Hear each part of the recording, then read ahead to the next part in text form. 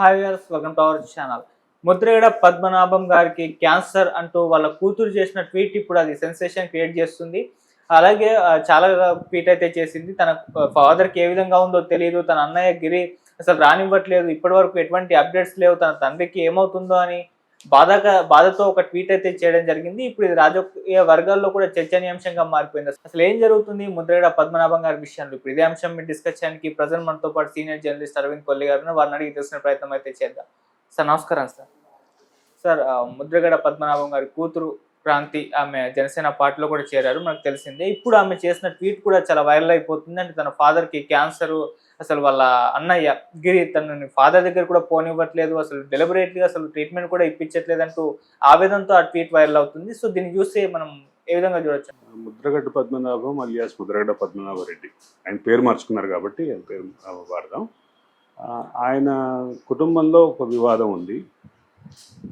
ఆయన రాజకీయపరమైనటువంటి వ్యాఖ్యల్ని కానీ రాజకీయ అనుబంధాన్ని కానీ ప్రశ్నిస్తూ ఆయన కుమార్తె బయటకు వచ్చారు. కుటుంబం నుంచి దాదాపు డిటాచ్ అయినటువంటి పరిస్థితే ఉంది. ఆ అమ్మాయి ఒక ట్వీట్ చేస్తునే వరకు ముద్రగడ్డ పద్మనాభం రెడ్డి గారు ఆయన ఆరోగ్యం బాగాలేదని, ముఖ్యంగా క్యాన్సర్తో సఫర్ అవుతున్నారని చాలామందికి తెలియదు, నాకు తెలియదు. అయితే ఈ అంశంలో ఒక కీలకమైన ఇది చూడాలి. ఆవిడ ట్వీట్ చేస్తే దాన్ని పదుల సంఖ్యలో వందల సంఖ్యలో దాన్ని రీట్వీట్ చేశారు. దాని మీద వేల సంఖ్యలో కామెంట్స్ ఉన్నాయి.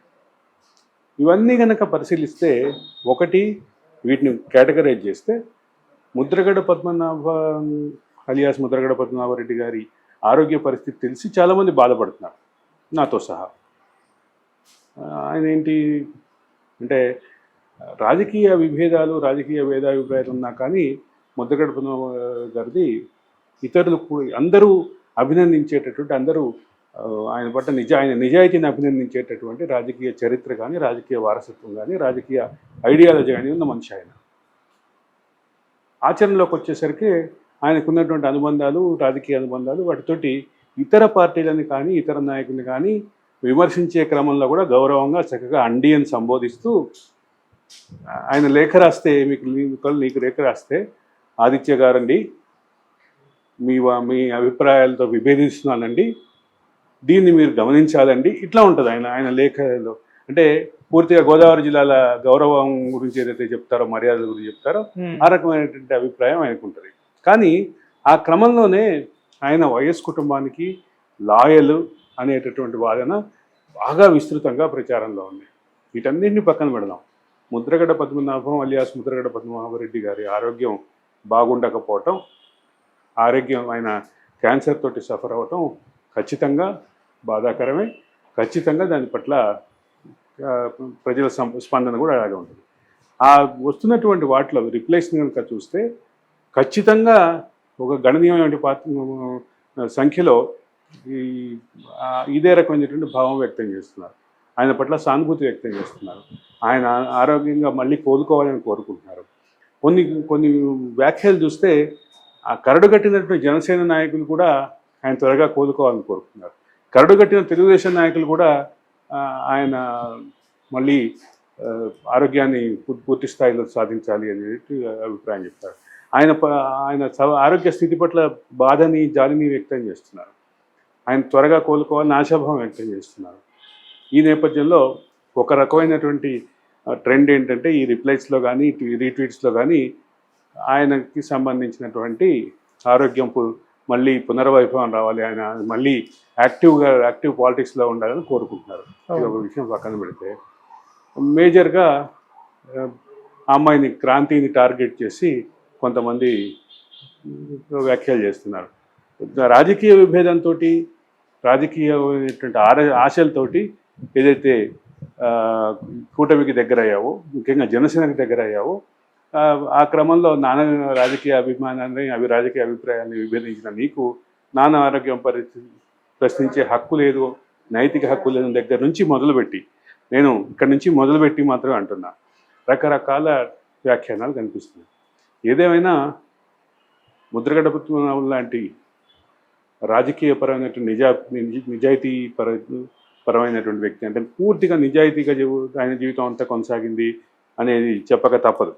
అయితే ఆయనకి రాజకీయ అనుబంధాలు కానీ, ఆయనకి కుటుంబ అనుబంధాలు కానీ ఉన్నటువంటి కొన్ని కుటుంబాలతోటి ఆయనకు ఉన్నటువంటి అనుబంధాలను వదులుకోలేక కొన్ని రాజకీయ వ్యాఖ్యలు చేశారు. ఆ రాజకీయ వ్యాఖ్యలు చేసేటటువంటి క్రమంలో కొంతమంది వ్యక్తిని టార్గెట్ చేశారు అని అంటారు. ఆ టార్గెట్ చేసేది కూడా మీ అభిప్రాయాలు నాకు నచ్చలేదండి అంటూ మీరు పలానా మాట అన్నారండి ఈ రకమైనటువంటి భావం ఆయన ప్రకటనలో ఉంటుంది. ఇది కొంచెం ఈ అంటే రాజకీయ ప్రస్థానంలో ఇది ఒక ఎక్స్ట్రీమ్గానే చెప్పాలి. అంటే అతి మర్యాద చూపిస్తూనే విమర్శ చేయటం అనేది ఆయన స్టైలు. దానికి రకమైనటువంటి అంటే ప్రభావం అయితే ఖచ్చితంగా ఉంది అని చెప్పక తప్పదు. ఓకే.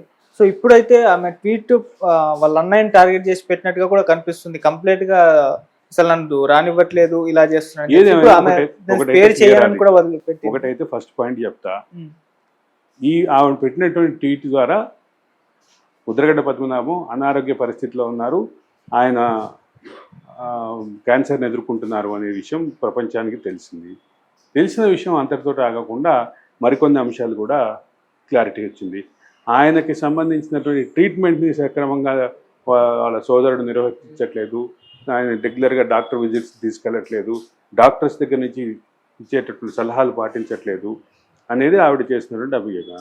దీని మీద కుటుంబ సభ్యులకి సంబంధించిన పెద్దవాళ్ళని మెయింటైన్ అంటే పెద్దవాళ్ళని సంరక్షణ విషయంలో ఈ రకమైనటువంటి ఆరోపణలు ఇది అనేక కుటుంబాల్లో ఉన్నప్పటికీ ఇది ముద్రగడ్డ పద్మనాభం గారికి ఆరోగ్య పరిస్థితికి కానీ ఆయన మానసిక పరిస్థితికి కానీ ఇది ఆహ్వానించదగ్గ పరిణామం కాదు. ఆయనకి ఖచ్చితంగా మెరుగైన చికిత్స జరగాల్సిన అవసరం ఉంది.